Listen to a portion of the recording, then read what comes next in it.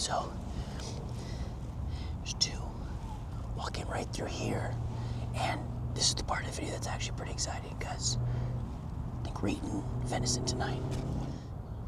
I think that's it. Hey guys, welcome back to Ride Review. My name is Mitch, and this is the Puckipuppy Boxer Step Through. Now, I'm dressed like this. We're set up like this because this is toted as a hunting bike. If you couldn't tell from the camo pattern here, we've got a powerful 750 watt motor in the back, 20 amp hour battery for plenty of off-road range, some off-road ready tires, and full suspension. So, is it a good hunting bike? That's what we're gonna discuss in today's video. Now, right off the bat, the first and most important thing to discuss when we are talking about purchasing a piece of hunting equipment is gonna be our price point. So right now we are filming this during sort of everybody's doing their Black Friday sales, but right now as we are recording this, the price on this is $14.99, which when you look at some of the specs you get here and you compare it with, say a Pace 500.3 step through, they're the same price. So very interesting. Also for Black Friday, they've also got the option of a larger accessory pack that you get for free, or an additional 15 amp hour battery, which would be something that is pretty interesting for people that are looking to do some off-road stuff, get out there in the sticks, do some hunting. So as it sits right now, I don't have any of the extra accessories installed. So this is how it's gonna come stock. And then I'll show you some of the free accessories that come with it. Normally, I didn't get that free accessory pack or the battery to showcase, but this is how it comes stock. And we are really looking at this as a hunting bike. There are some other use cases, but when we get to the use case section, which we'll talk about in just a second, we're really gonna be talking about this as a hunting bike. Next thing to chat about is gonna be use case. Like I had just mentioned a few seconds ago to you, this is gonna be reviewed as a hunting bike. Now, there's a few things we're gonna look for when we look for a hunting bike. The first one, a little bit more of a vanity thing, but it's gonna be the fact that this is a camo colored bike. So if you are out in the woods, it is gonna blend in. And again, it's a little bit more of a vanity thing because if it was matte black or say really a dull gray, something like that, all those would work pretty well in off-road environments. But the fact that it's camo, it's kind of cool. Matches, with maybe some of the camo that you have sitting around. So I think that part is interesting. The next thing to look at is going to be our motor. So we do have a 750 watt motor here in the rear. Now, at this point in the video, you might be looking at this and you might be thinking of the Mach Wheel Obsidian, which is a very similar bike. And as we go through some of the specs here, you're gonna see there's a lot of similarities, pretty much everything except for the price point. It's about $1,000 cheaper than an Obsidian at the time of this recording. So we've got a 750 watt motor in the back. The Obsidian's got a 1,000 watt motor. Does that, is that performance really there for the 1,000 watt motor? In my opinion, I don't really think so. It feels like the Obsidian might have a little bit more torque, a little bit more top end, but I think the 750 watt motor that comes here is pretty comparable. As a hunting bike, we do want to make sure we've got enough power to tackle some of those terrains. We're not gonna be riding around on the concrete or anything like that if we are hunting. So we are gonna want a little bit more powerful motor. So 750 watt motor in the back. As I mentioned, we've got a 20 amp hour battery that comes here in the down tube, and that's gonna give you some pretty good range. I think online it says anywhere between 40 to 80 miles.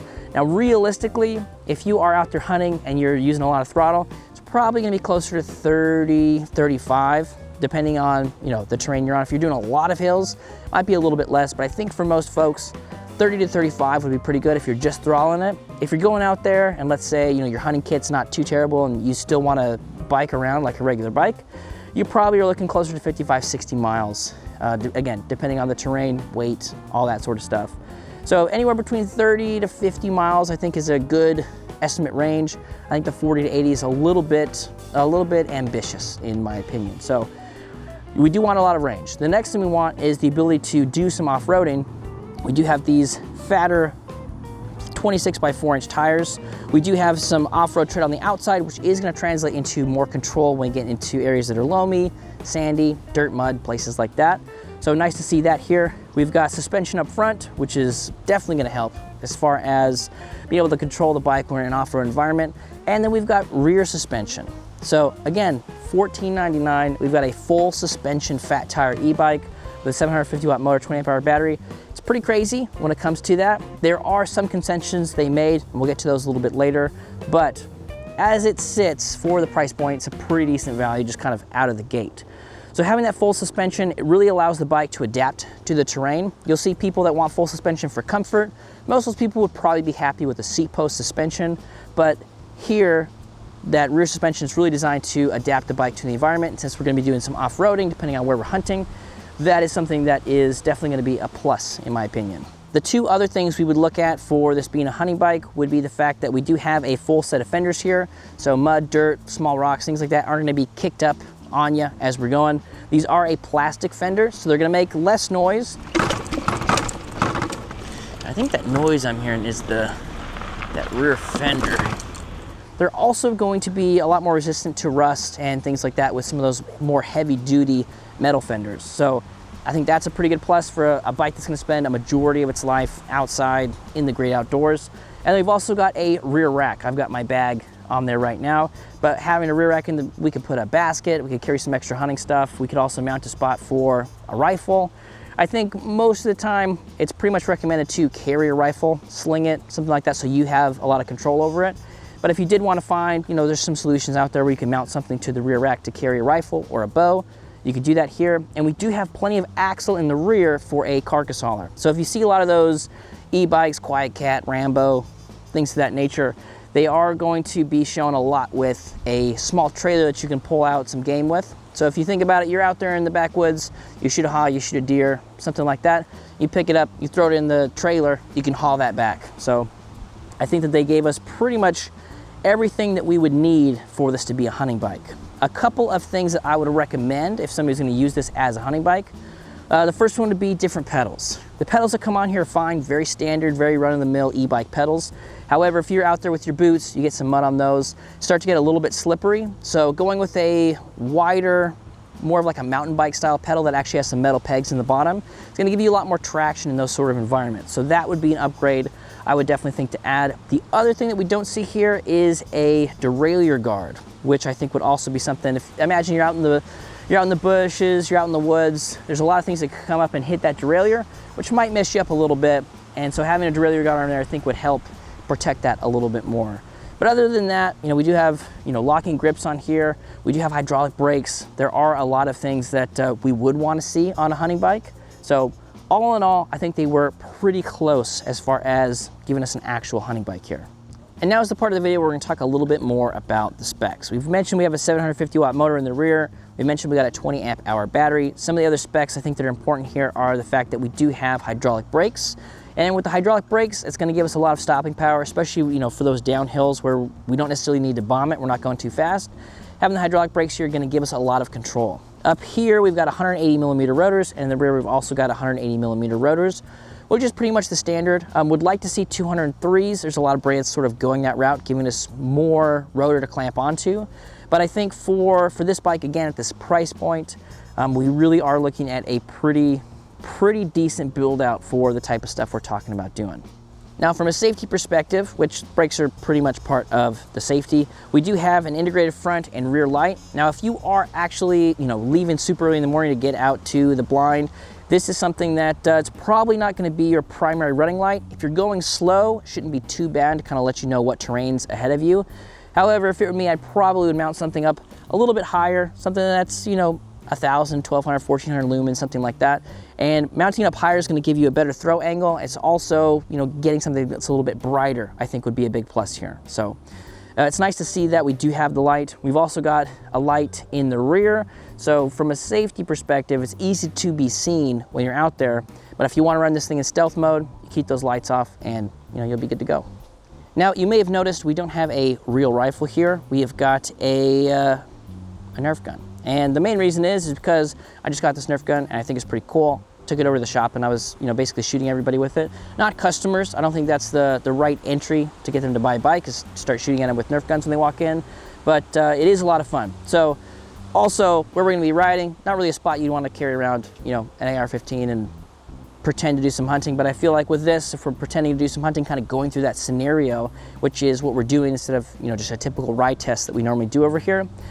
This one's gonna be pretty obvious right off the bat that this is not a real gun. We're not really shooting things. We are just out there, having a good time. So that's the caveat for the Nerf gun. And like I mentioned, we're not doing a traditional ride test. Usually we're just over here riding in the parking lot over at Power and E-Bikes.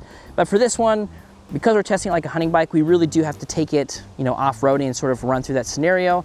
So that's what we're gonna do. Some of it's gonna be fun. Like I said, we're out here, we're having a good time, but we are gonna be testing it on different types of terrain and seeing how it handles in the dirt, some inclines, some, you know, some cornering and some different things like that, because we do wanna have good handling when we're out there. We don't wanna fall over with our $4,000 gun or our, you know, $4,000 bow, whatever it is. So we wanna make sure that we have good traction and that we're gonna be able to get to those hunting spots that we need to. So without further ado, let's head out for the hunt test. What's going on, everybody? We are outside for our simulated hunt here. So we gotta keep our voices down. Even though this is an e-bike review, this isn't really a hunting ground. We still gotta keep it authentic. So we're out here on the Boxer step through. We've got our Nerf gun rifle, which is hopefully gonna get us in some pretty good action here.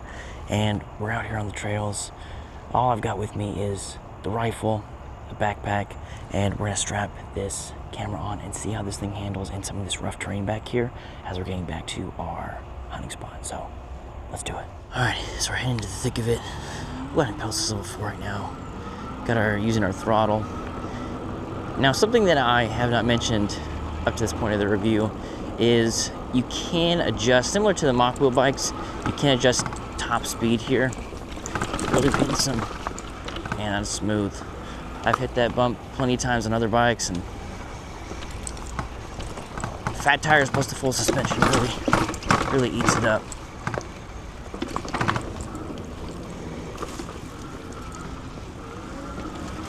All right, we are just cruising.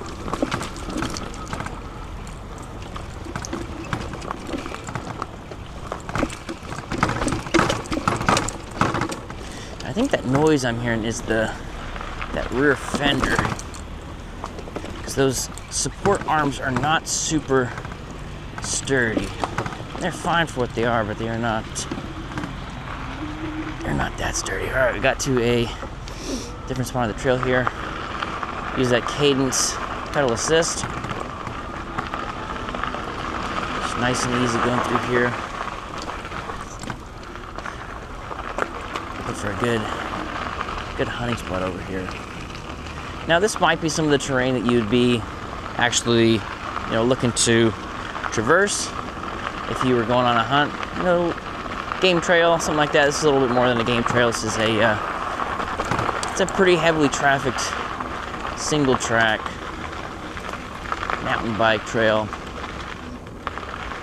There are quite a bit of animals back here. You just gotta know where to look.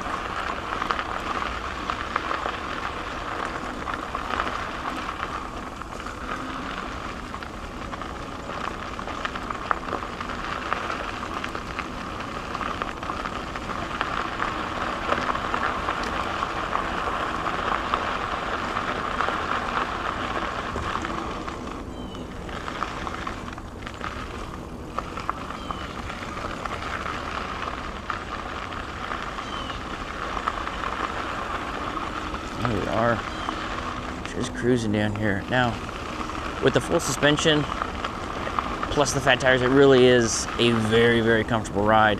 I'm kind of digging these ergonomic handles. Ergonomic handles for me are kind of hit or miss, but these ones are big and beefy.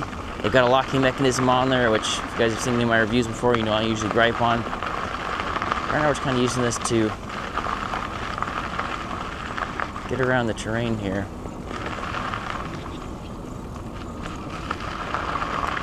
Do our first hunting spot of the day. We'll see how that goes, and then we'll regroup and see if we can hit up another spot.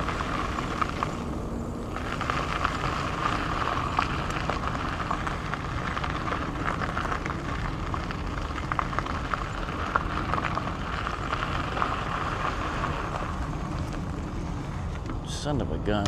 I don't know if you can see this. There's a buck down there. Oh my goodness gracious. He sees me, I see him. He's sitting at the spot. All right, this is gonna be a good test of how quiet this motor is. Let's go ahead and see how close we can sneak up on him. Oh, I think he already heard about us sneaking up on him. All right, let's see if we can sneak up there a little bit.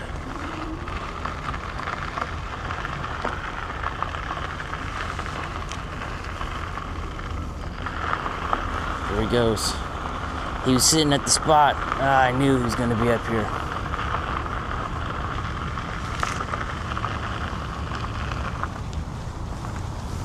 I can smell him. What was that, a smell to him? Where'd he go? Is he all the way down there? Oh, there's another one. Jeez Louise. This has turned out to be quite a hunting trip. I tried to zoom in on that. Hopefully it's not too grainy for you guys, but some decent sized little deer over there. So again, let's do another motor test. We're just gonna sneak up on them.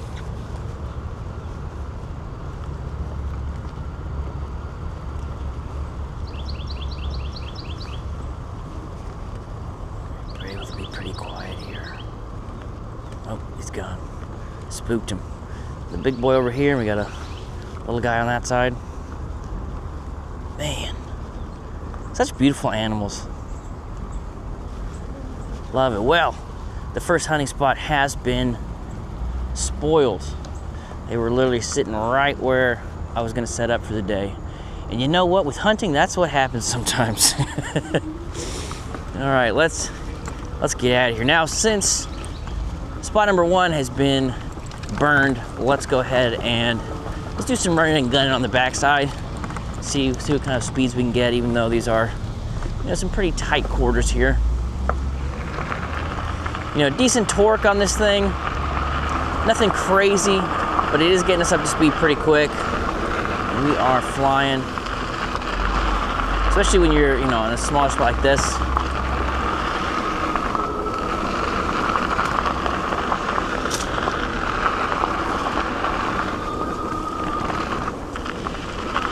Cruising. Turning about 20 miles an hour pretty easily.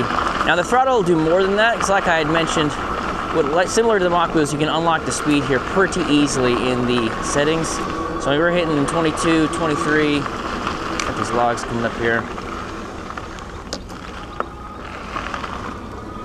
And yeah, honestly, this is very, very comfortable. I know that rear shock doesn't really have a whole lot of adjustment, so it's not necessarily anything to write home about, but just having that suspension in there, because I feel like they got the geometry on the pivot point just right for it to be pretty darn comfortable.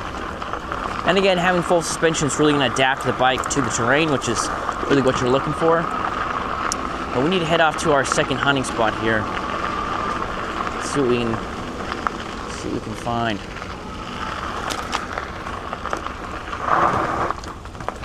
Brakes are working good. All right, I think we're gonna go in here.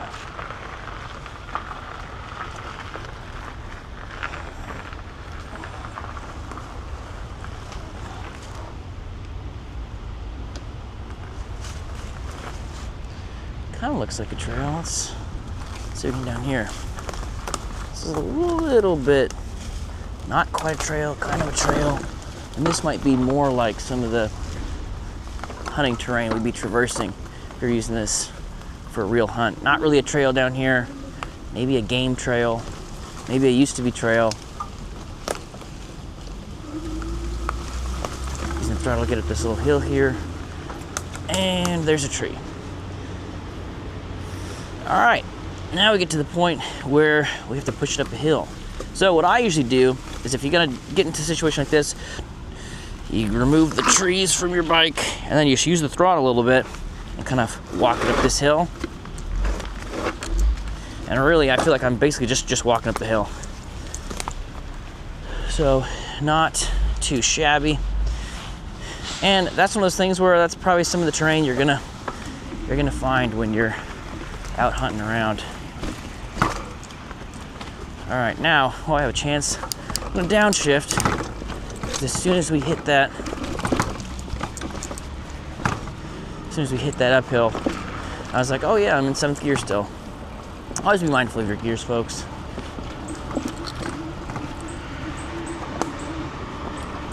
So get up to the second spot.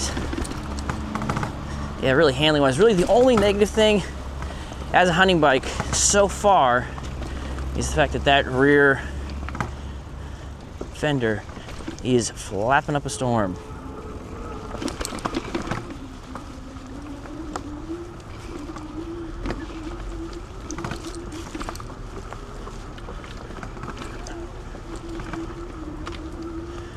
Nice and easy here. All right, now we're heading off to our second spot. Let's do it.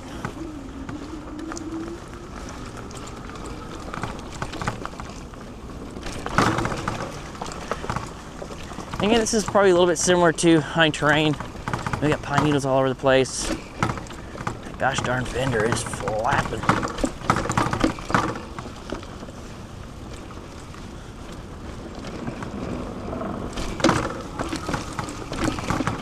I'm just throttling up this section. Held itself just right.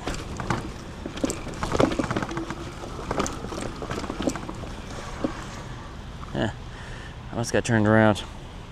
All right, let's head off to the second spot. All right, so we made it to the second spot. Now we're tucked in. We got a nice little trail path going on this side. We got another path coming on this side. So this is a spot that we do see quite a bit of deer at. So I'm hoping we get another chance at a big one. Now, while we're waiting, one of the kind of pseudo benefits to hunting on an e-bike is twofold. One, if you bring a bivy cover or some sort of camo, you could drape that over the bike and pretty much have a pop-up hide wherever you go, which is interesting. And I'm just kind of coming up with these ideas as I'm out here, right? Kind of looking at the bike. Obviously, if you want to use the bike as a rest, you can do that as well. A little bit of swing to it, so it's not exactly like having a super sturdy tripod, but it is interesting. An interesting idea to be able to sit here and record with one hand and, get sighted in on with the other hand. So that is pretty interesting. It's just sort of just a random thing you could do with it while you're out here. Now, a couple of things that I've noticed so far, especially on the Puckipuppy, the Boxer step through here. First and foremost, these fenders are not going to protect you 100% in all sorts of environments. There's a lot of dirt and dew and all sorts of stuff kind of getting flung up everywhere, which is fun because I got to clean this bike when I get done filming this. So that's something to note. The other thing, and actually you can see it right here with this little scratcher starting to get right there, it's starting to rub. So as we're going through, this is coming up and hitting right here. So what I would do is actually we've got these holes here. What I might do is make just like 2 small holes right here and just zip tie this up so that's not moving around. That'd probably be one of the first things that I switch, especially for a hunting application. It's obnoxiously loud. So that would be something to consider. That's pretty simple. I mean, you're talking about drilling 2 holes in plastic and putting a zip tie through it, and that's going to solve all of your problems there. So I think that is pretty interesting. My other thought so far is that really digging the full suspension. Again, the suspension we have here, it's nothing crazy. I mean, it's a Puckipuppy branded suspension. Yeah, I mean, nothing crazy, man. This is like, yeah, I mean, I don't know how much that is. It's not very much, but with the geometry that they have set up here, the suspension works really well. So I'm hitting some of these bumps and things like that, and I'm like, yeah, having the full suspension is nice. And down here at the bottom, again, talking about the mud and stuff, like the fenders are doing a decent job. It's kind of wet out here. It's a little bit dewy. So do expect to do some cleaning on it when you're done, as I have to do. So I guess now we just sit and wait for the big bucks to come back. Pretty crazy how the first spot we went to, they were literally sitting in the spot. And I knew it too. See those deer there all the time. And I was like, if we can sneak up on them, they're already there. They're already waiting. So, all right, let's keep doing it. All right, so there's 2 walking right through here. And this is the part of the video that's actually pretty exciting because I think we're eating venison tonight. So, like I had mentioned, something that I thought was pretty interesting is we can actually use this as a tripod here.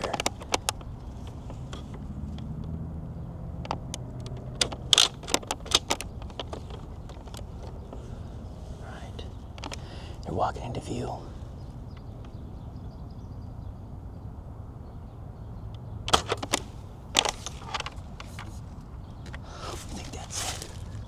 I think that's it.